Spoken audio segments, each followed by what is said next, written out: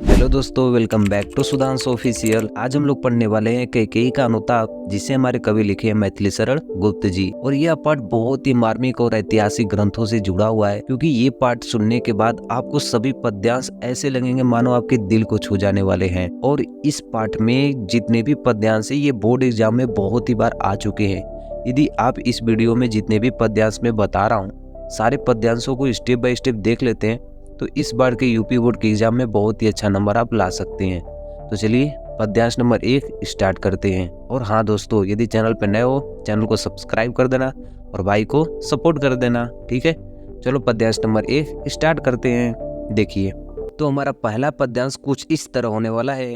तदंतर बैठी सभा उटज के आगे, नीली बितान के तले दीप बहु जागे, टकटकी लगाए नयन सुरों के थेवे, परिणाम उत्सुक उन भयातुरों के थेवे, उत्फुल्ल करौंदी कुंज वायु रह रह कर, करती थी पुलक सबको पूर्ण मह मह कर, और वह चंद्रलोक था वहां चांदनी वैसी, प्रभु बोले गिरा गंभीर निर्निधि जैसी। तो हमारे पद्यांश का अर्थ होने वाला है कि जब हमारे प्रभु श्री राम जी, सीता जी, लक्ष्मण जी किसी जंगल में जब रह रहे थे अपने वनवास के समय में, तो अयोध्या से एक सभा आई। उस सभा में भरत थे, उनकी माता कैकेयी थी और अयोध्या के बहुत सारे मंत्रीगण भी थे। तो इनकी कुटिया के सामने वो सभा बैठ जाती है। इसके बाद ये पद्यांश मैथिली शरण गुप्त जी लिखे हैं, जिसमें कह रहे हैं कि तदंतर बैठी सभा उटज के आगे। तदंतर माने इसके पश्चात, बैठी माने बैठ गई, सभा माने वह सभा, उटज के आगे यानी उस कुटिया के आगे। यानी इसके बाद वह जो सभा आई थी इनकी कुटिया के सामने वह सभा बैठ गई।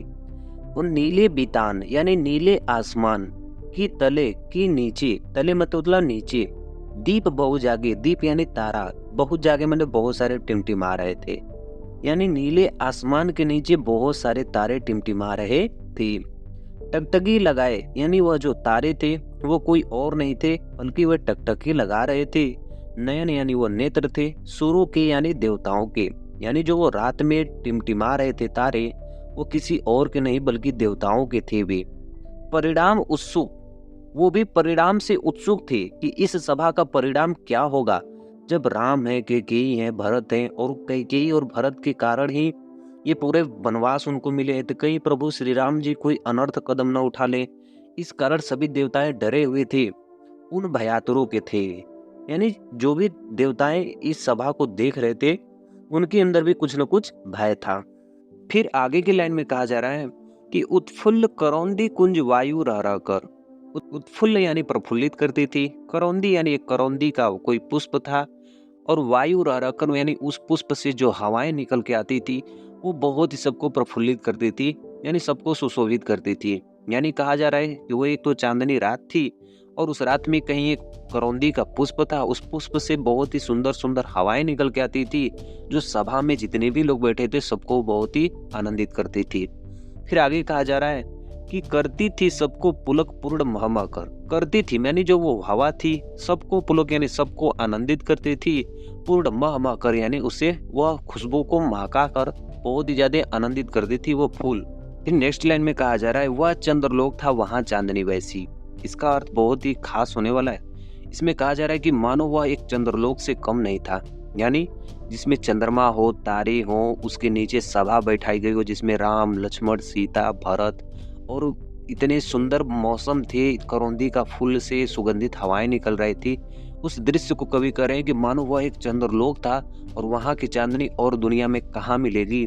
और इसमें कह रहे हैं अगला लाइन में, प्रभु बोले गिरा, यानी हमारे प्रभु खड़े होकर बोलने लगते हैं गंभीर निर्निधि जैसी। अपनी ऊंची आवाज में खड़ा होकर प्रभु श्री राम जी अब बोलना प्रारंभ करते हैं। इसके बाद के भी पद्यांश में हम देखेंगे कि आगे की कहानी क्या है। तो देखिए हमारा पद्यांश नंबर 2 में क्या है।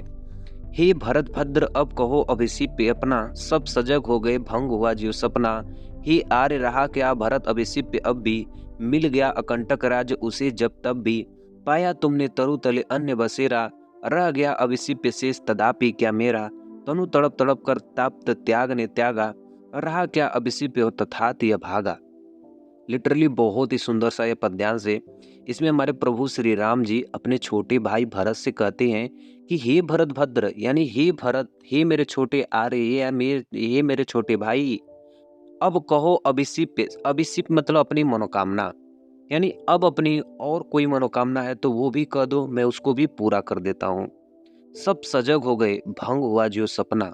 यानी वहां पे सभा में जितने भी लोग बैठे हुए थे और जो तारे थे, देवताओं थे, सभी सजग हो गए।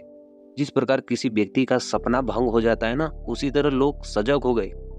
हे आर्य, यानी अब भरत अपने प्रभु श्री राम से कहते हैं हे आर्य या हे भैया, रह क्या भरत अभिषिप्य अब भी। यानी इस भरत की मनोकामना अब क्या हो सकती है। वो कह रहे हैं कि इस भरत की मनोकामना अब क्या हो सकती है। मिल गया अकंटक राज्य उसे जब तब भी, यानी मुझे इतना बड़ा राज्य मिल गया, इससे बड़ी मेरी मनोकामना क्या हो सकती है। और इसके आगे लाइन में कहा जा रहा है, पाया तुमने तरु तले अरण्य बसेरा। पाया तुमने माने आपने पा लिया, तरु तले माने एक पेड़ के नीचे, अरण्य बसेरा मतलब एक सामान्य की तरह एक बसेरा आपने पा लिया। यानी वह कह रहे हैं कि हे भैया, मेरी मनोकामना क्या हो सकती है जब मुझे इतने बड़े राज्य का राजा बना दिया गया और आपको जंगल में एक कुटिया मिली। उसके बाद कहा जा रहा है कि रह गया सविसी पे शेष तदापि क्या मेरा, अब मेरी इससे बड़ी मनोकामना क्या हो सकती है। तनु तड़प तड़प कर तब ते त्याग ने दागा। तनु मतलब उसके बाद, तड़प तड़प कर यानी बहुत ही दुख या पीड़ा के साथ, तब तो मैंने हमारे पिता, तात मतलब होता है हमारे पिताजी, तब तो मैंने अपने प्राण को त्यागा, मैंने त्याग दिए। मतलब आपके प्रेम में विरह होकर हमारे पिताजी अपने प्राण को त्याग दिए। और रह गया अब इसी पे और तथापि अभागा, यानी इस अभागे की जिंदगी में अब क्या रह गया है, सिर्फ अयोध्या के अलावा न मेरे पिता रह गए, न मेरे भाई रह गए, ना ही वो अपनी माता को मानते थे। यानी भरत भी बहुत ही ज्यादा टूट गए थे और वो अपनी मनोकामना, अपनी सारी इच्छाओं को प्रभु श्री राम से कह रहे थे। फिर देखिए इसके बाद के पैसेज में क्या होने वाला है। तो हमारे तीसरे पद्यांश में दिया है, हाँ इसी अयस हेतु जनन था मेरा, निज जननी के हाथ हनन था मेरा। अब कौन अभिषेप्य और आर्य वह किसका, संसार नष्ट है भ्रष्ट हुआ घर जिसका। मुझसे मैंने आज स्वयं मुंह फेरा, हे आर्य बता तू भी अभिषेप्य मेरा। प्रभु ने भाई को पकड़कर हृदय पर खींचा, रोदन जल से सविनोद उन्हें फिर सींचा। और उसकी आशाएं की था मिलेगी किसको, जानकर जननी ही जान न पाई किसको। यानी इस पद्यांश में जो हमारे भरत जी होते हैं ना, वो बहुत ही अपने आप को अभागा मानते हैं। अभागा इसलिए मान रहे हैं, पहले पद्यांश पढ़िए तो आपको समझ में आ जाएंगे। इसमें कहा जा रहा है कि हे भैया, इसी आशय हेतु जन्म था मेरा, कि क्या मेरा जन्म इसी अपयश के लिए हुआ था, इसी दिन के लिए मेरा जन्म हुआ था कि निज जननी, जो अपनी माता ही है, जननी मने माता होता है, निज मने अपना, जो अपनी माता है, ही के हाथ हनन था मेरा। हनन मने मौत, मृत्यु, जीते जीते कहा जाता है मृत्यु, कि मेरा जन्म इसी के लिए हुआ था कि मेरा जीते जीते मेरी खुद की माता ही मेरी मौत कर दे। अब कौन अभिषिप्य और आर्य वह किसका। वह कह रहे हैं कि अब कौन अभिषिप्य, अब मेरी कौन सी मनोकामना पूरी नहीं हो सकती है, और आर्य वह किसका। हे भैया, अब मेरी कौन सी मनोकामना पूरी नहीं हो सकती है कि मेरे जीते जीते ही मेरी माता ने मुझे मृत्यु दे दी है। संसार नष्ट है भ्रष्ट हुआ घर जिसका, यानी वो कह रहे हैं कि जिसका संसार नष्ट हो गया, जिसका घर परिवार नष्ट हो चुका हो, अब उसकी कौन सी मनोकामना बाकी हो सकती है। मुझसे मैंने आज स्वयं मुंह फेरा, यानी मैं इतना अभागा हूँ कि मुझसे मैंने या खुद से ही मैंने खुद को ही आज स्वयं मुंह फेरा, मतलब अपने मुंह को फेर रहा हूँ। मैं उस स्थिति में खड़ा हूँ कि मैं आपके सामने भी खड़ा नहीं हो पा रहा हूँ। हे आर्य, हे भैया, बता दो तुम ही अवश्य पे मेरा कि मेरी मनोकामना क्या हो सकती है, क्या बच सकता है इस भरत की जिंदगी में। फिर अगली लाइन में कहा गया है, प्रभु ने भाई को पकड़ हृदय पर खींचा, यानी प्रभु ने, श्री राम जी ने भाई को यानी भरत जी को पकड़कर हृदय पर खींचा, यानी सीने से लगा लिया। यानी प्रभु श्री राम जी अपने छोटे भाई को रोता हुआ देखकर अपने सीने से लगा लिए, और रोदन जल से, यानी दोनों लोग की आंखों में आंसू थे, जिनसे सीने से लगाने से उनकी आशाएं कम हो गई, यानी उनको सांत्वना आपस में मिल गई दोनों भाइयों को। इसमें आगे कहा जा रहा है कि उसकी आशय की था मिलेगी किसको, यानी उसकी आशय की, यानी उसकी गहराई को थाक मिलेगी किसको, कौन जान सकता है, कि जनकर जननी ही जान न पाई जिसको। यानी जनकर जननी, जिनकी जननी मने माता ही जान न पाई, यानी जिनकी माता ही नहीं जान पाई, उसकी हृदय की गहराई कौन समझ सकेगा। तो बहुत ही अच्छा सा पद्यांश है। इसके बाद देखिए चौथा पद्यांश हमारा क्या है। तो हमारा चौथा पद्यांश में दिया है, यह सच है तो अब लौट चलो तुम घर को, चौके सब सुनकर अटल कैकेयी स्वर को, सबने रानी की ओर अचानक देखा, और वैधव्य तुषार वृता यथा विधु लेखा, बैठी थी अचल तथापि असंख्य तरंगा, वह सिही अब थी हा गोमुखी गंगा, हाँ जानकर भी मैंने भरत को न जाना, सब सुन ले तुमने स्वयं अभी यह माना, यह सच है तो फिर लौट चलो घर भैया, अपराधीन मैं हूँ तात तुम्हारी मैया। इस पद्यांश में जो श्री राम जी की बात सुनकर भरत को स्वयं ही उनकी माता नहीं पहचान पाई, इस बात पर कैकेयी माता कहती हैं, यदि यह बात सच है तो तुम अभी इसी समय अयोध्या वापस लौट चलो। और चौके सब सुनकर अटल कैकेयी के स्वर को। जैसे ये बात कैकेयी माता ने प्रभु श्री राम को कही तो वहां पे जितने भी लोग थे सभी लोग इस बात को सुनकर आश्चर्यचकित रह गए कि उनके ही मन में ये डर था, जितने भी सभा में लोग थे उनके प्रति ये डर था कि कैकेयी के वचन से ही प्रभु श्री राम जी आज यहाँ पे है, कहीं कोई और वचन न निकाल दे। इस बात से सभी के अंदर डर था। और आगे कह रही हैं कि सबने रानी की ओर अचानक देखा, यानी वहां पे जितने भी लोग थे वो उस रानी को एकाएक देखने लगते हैं। और उस समय कही जा रही है कि वैधव्य तुषार वृता यथा विधु लेखा। वैधव्य माने जब कोई विधवा श्वेत कपड़ा पहन लेती है तो उनकी बात की जा रही है। तुषार वृता यानी कुहेसा उनको ढक लिया था, यथा विधु लेखा माने चंद्रमा को। यानी कहा जा रहा है कि उस समय वो विधवा श्वेत में जब श्वेत वस्त्र धारण की थी तो ऐसा प्रतीत हो रही थी मानो कुहरे ने चांदनी को ढक लिया हो। फिर कहा जा रहा है कि बैठी थी, माने वहां पे वो बैठी थी, अचल तथापि असंख्य तरंगा। असंख्य तरंगा माने अनगिनत लहरों वाली, यानी वहां पर स्थिर बैठने के पश्चात भी उनके मन में बहुत सारे विचार उठ रहे थे, बहुत सारे असंख्य तरंगे उठ रही थी। और लोग ये देख रहे थे कि वह सिंही अब था गोमुखी गंगा, यानी वह सिंही मतलब जो शेर के समान, सिंहनी के समान जो दिखती थी, अब थी हाहा मतलब अब वो हो चुकी थी गोमुखी गंगा माने गंगा के समान, अब वो शांत हो चुकी थी।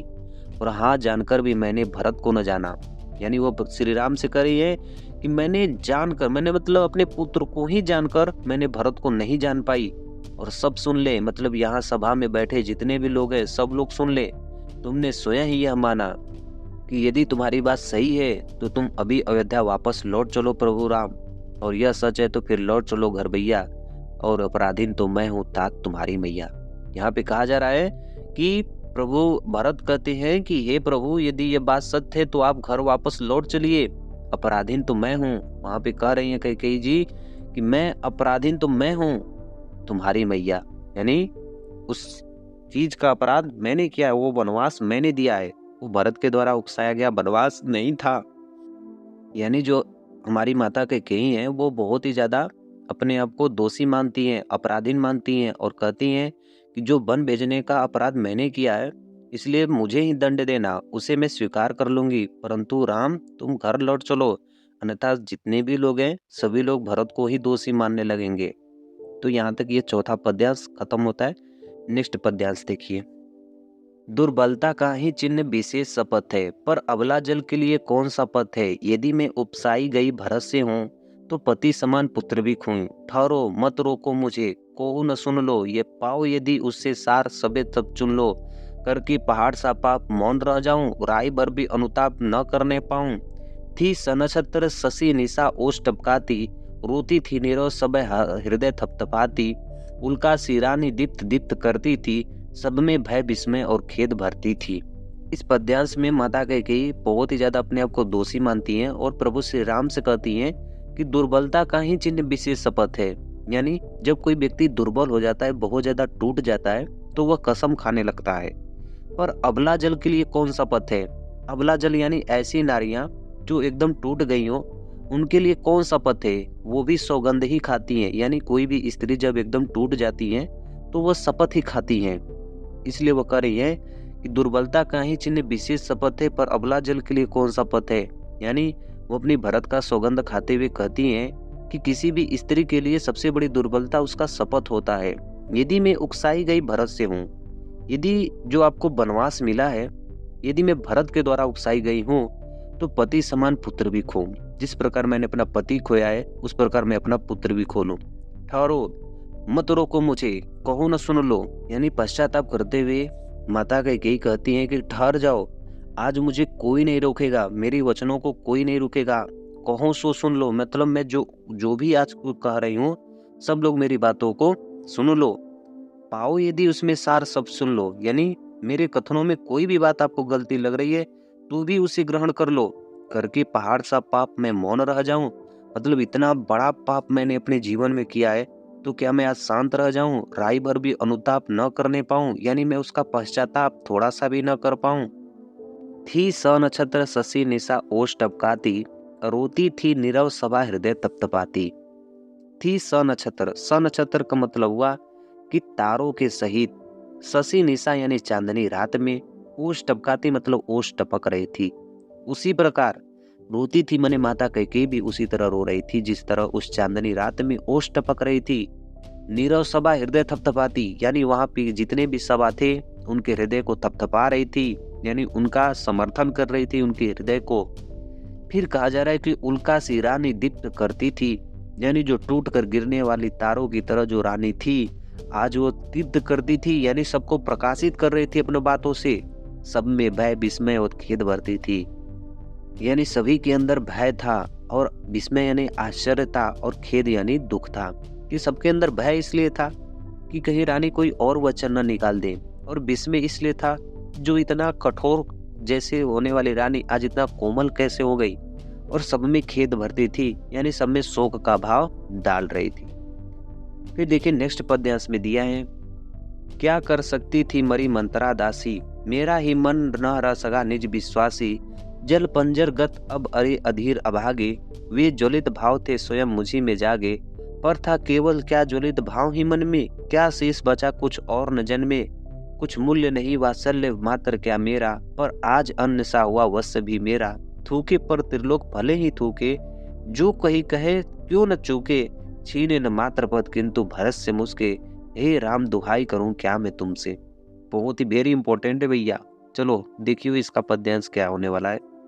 इस पद्यांश में माता कैकेयी कहती हैं कि क्या कर सकती थी मरी मंथरा दासी, यानी वह तो एक तुच्छ सी दासी है, वह मेरे मन को क्या बदल सकती है। मेरा ही मन रह सका न निज विश्वासी, यानी जो मेरा मन है वही मेरे काबू में नहीं रह सका, मैं अपने ही मन पे विश्वास नहीं रख पाई, तो एक तुच्छ सी दासी मेरे मन को क्या बदल पाएगी। जल पंजरगत, पंजरगत का मतलब होता है शरीर के अंदर, जल का मतलब ज्वलन से भाव। अब अरे अधीर अभागे, अधीर का मतलब होता है धैर्य न रखने वाला, यानी जो मेरे अंदर जलन से भाव थे, जो मेरे शरीर के अंदर जलन से भाव आए थे, जिसको मैं ही खुद ही धैर्य नहीं रख पाई, और वे ज्वलित भाव थे स्वयं मुझी में ही जागे। और वो जो ज्वलन के भाव मेरे अंदर आए थे ना, वो स्वयं मुझसे ही जागे थे। पर क्या था केवल क्या वह जलित भाव ही मन में। फिर यहाँ संबोधित करते हुए कहती है कि जो वह जलन सा भाव आया था, केवल आग लगाने वाला, क्या वह मेरे ही अंदर आने वाले थे, जिसके कारण क्या शेष बचा कुछ न और जन्मे।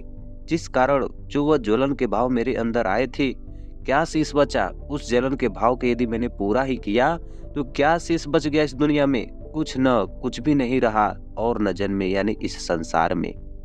फिर आगे की लाइन में कह रही हैं कि कुछ मूल्य नहीं वात्सल्य मात्र क्या तेरा, यानी वो जो ज्वलन के भाव मैंने किए थे, वो जो वचन मैंने आपको दिए थे, कुछ मूल्य नहीं, उसका कुछ भी मूल्य नहीं, वात्सल्य मात्र क्या मेरा, क्योंकि मैं तो ये सब चीज अपने पुत्र भरत के लिए ही की थी, पर आज वो अन्य सा हुआ वत्स भी मेरा, यानी जिसके लिए मैंने इतना अपनी ममता दिखाई, आज वो पुत्र भी मेरा नहीं रहा, उसने मेरा मात्र कहने का अधिकार भी छीन लिया है। थूके, सभी लोग मुझ पे थूके, मुझ पर त्रिलोक भले ही थूके, यानी मुझे तीनों लोक के सारे देवताओं भी थूके। जो कोई कहे सो कह चुके, यानी जिसको जो कहना है वो कहे हमें, जिसको अभद्र तरीके से बात करनी है, गाली देना है, जैसे कहना है वो सब कुछ कहे, थूकना जिसको थूके। छीने न मात्र पद किंतु भरत से मुझसे, यानी वो पश्चाताप करते हुए कहती है कि जो मेरे माता कहने का अधिकार है वो भरत से मुझे कोई नहीं छीन छीन सके। मैं यही आपसे कह रही हूँ, हे राम दुहाई करो, मैं आपसे विनती कर रही हूँ, और क्या तुझसे और मैं क्या आपको कहूँ जो मुझे मेरा भरत यानी मुझे मेरा मात्र का अधिकार है, माता कहने का अधिकार है, वह भरत से कोई न छीने। बस मैं यही आपसे प्रार्थना करती हूँ। तो ये 6 का पद्यांश है। अब नेक्स्ट चलते हैं 7 नंबर देखिए। है निज जन्म जन्म में सुने यह जीव मेरा, धिक्कार उसे था महास्वार्थ ने घेरा। 100 बार वह धन एक लाल की माई, जिस जननी ने जना जरस सा भाई। पागल सी प्रभु के साथ सभा चिल्लाई, 100 बार धन्य वह एक लाल की माई। और हाँ लाल उसे भी आज गवाया मैंने, विकराल कुयस कमाया मैंने।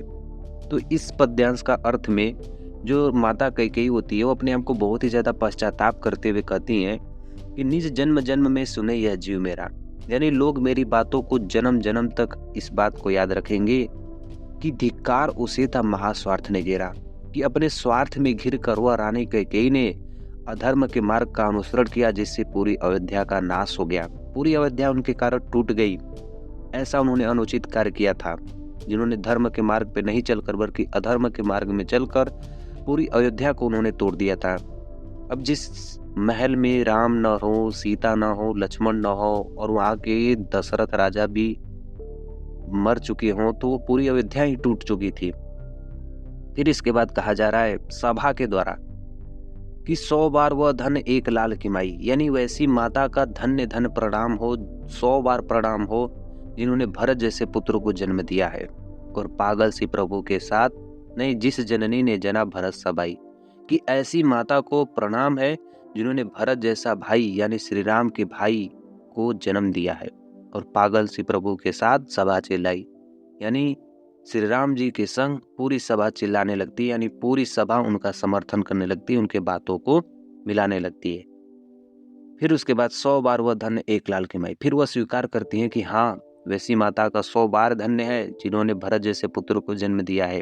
और हाँ लाल उसे भी आज गवाया मैंने। वह श्री राम जी से कर रही है कि हाँ वैसी माता का 100 बार धन्य है, लेकिन आज वो मैंने मात्र पद भी छीन चुकी हूँ। उसने मुझे माता मानने से इनकार कर दिया है, अब वो पुत्र मेरा भी नहीं रह पाया। विकराल कुयस ही कमाया मैंने, मतलब आज मैंने इतना अपयश कमाया, मतलब मैंने अपने स्वयं को इतना कलंकित कर दी हूँ कि आज मैं वह मात्र पद भी अपने पुत्र से छीन चुकी हूँ, मतलब वो भी मुझसे छीन चुका है। और वह अपने आप को बहुत ही ज्यादा इसमें दोषी मान रही हैं, बहुत ही अपने आप को कलंकित कर रही हैं। ठीक है, तो हमारा लास्ट पद्यांश होने वाला है। निज स्वर्ग उसी पर वार दिया मैंने, हर तुम तक से अधिकार लिया मैंने। पर वही आज यह दिन हुआ रोता है, संकित सप्तस्य दृढ़ हृदय तुल्य होता है। श्रीखंड आज अंगार चंड है मेरा, तू इससे बढ़कर कौन दंड है मेरा। पटके मैंने पद पाड़ी मोह में नद में, जन क्या क्या करते स्वप्न के मद में। यानी इस पद्यांश में माता कैकेयी पश्चाताप की अग्नि में जलती हुई कहती है राम से कि मैंने उस पुत्र को स्वर्ग की ओर न्यौछावर कर दिया था। निज स्वर्ग यानी अपने पुत्र को स्वर्ग की ओर उसी पर वार दिया था मैंने, यानी मैंने अपने पुत्र को मानो एक स्वर्ग में ही भेज दिए थे। हर तुम तक से अधिकार लिया था मैंने, और आपसे मैंने सारा अधिकार छीन लिया था। यानी जो आपके राजा बनने का योग्यता थी, मैंने वह योग्यता ही आपसे छीन ली थी और अपने पुत्र को ही अपने स्वर्ग में भेज दी थी। पर वही आज दीन हुआ रोता है, लेकिन आज वो मेरा पुत्र, आज तक वो मेरा पुत्र दीन होकर रोता हुआ दिखता है, यानी प्रतिदिन रोता हुआ दिखता है। और संकित तब से दृढ़ हृदय तुल्य होता है। और जिस दिन से यह घटना हुई है, यानी जिस दिन से आपको वनवास मिला है, तब से वह दृढ़ हृदय तुल्य होता है। हृदय यानी एक हिरण के समान तुल्य होता है, यानी वो भयभीत होता रहता है। संकित यानी भयभीत होता है, यानी वह एक हिरण के समान भयभीत होता है। यानी जब मैंने वनवास आपको मिल गया था, जब से आपकी गद्दी छीन गई थी, यानी जो राजा बनने का आपका अधिकार था वो छीन गया था, तब से मेरा पुत्र रोता रहता है और एक हिरण की भांति ये भयभीत होता रहता है। और श्रीखंड आज अंगार चंड है मेरा, यानी जिस प्रकार मेरा श्रीखंड के यानी चंदन के समान चंड है मेरा, यानी जिस प्रकार मेरा पुत्र पहले चंदन के समान शांत रहता था, आज अंगार हो चुका है। अंगार यानी वो जलन, यानी क्रोध की भाव में अब मेरा पुत्र रहने लगा। यानी वह कह रही है कि चंदन के समान शीतल का स्वाभाविक रहने वाला मेरा पुत्र आज जलते हुए अंगार की तरफ प्रचंड दिखता है। प्रचंड यानी बहुत ही ज्वलन भाव से दिखता है। तो इससे बढ़कर कौन दंड है मेरा? तो वह कह रही है कि इससे बढ़कर इस अभागिन के लिए दूसरा दंड क्या हो सकता है कि मेरा ही पुत्र मुझसे अलग हो गया है और पटकी मैंने पद पाणी मोह के नद में। पद पाणी का मतलब होता है हाथ और पैर, मोह के नद में यानी मोह के नदी में, यानी मैंने अपने हाथ पैर खुद के ही मोह के नगर में पटक दिया है। जिस प्रकार जन क्या क्या करते नहीं स्वप्न में या मद में, यानी जिस प्रकार लोग सपने में और मोह में लोग क्या क्या नहीं कर देते हैं, मैं तो अपने जीवन में खुद के ही जीवन में मैंने ऐसा कार्य किया है। लोग सपने में गलत काम करते हैं, मोह में गलत काम करते हैं, मैं वही मोह को अपने सपने और मोह के जैसे ही अपने पुत्र के अभिमान के कारण, पुत्र को स्वर्ग में भेजने के कारण, उसकी सुख सुविधाओं को देने के कारण मैंने आपको वनवास दे दिया है। इस गलती को, इस पागलपन को मुझे भूल समझकर मुझे क्षमा कर दो राम। यही इस पद्यांश में कह रही हैं वो। ठीक है? तो यहाँ तक तो मैंने आपको पूरी क्लियर तरीके से दोस्तों इम्पोर्टेंट सारे पद्यांश मैंने डिटेल में आपको बता दिए। यदि आप एग्जाम में ये सब पद्यांश आते हैं ना तो आराम से लिखिएगा, पूरे नंबर आप पा जाएंगे। और हाँ, भाई को सपोर्ट करना मत भूलना यार। चैनल को लाइक, वीडियो को लाइक करो और चैनल को सब्सक्राइब कर देना। ठीक है? मिलते हैं नेक्स्ट वीडियो में, तब तक के लिए जय हिंद।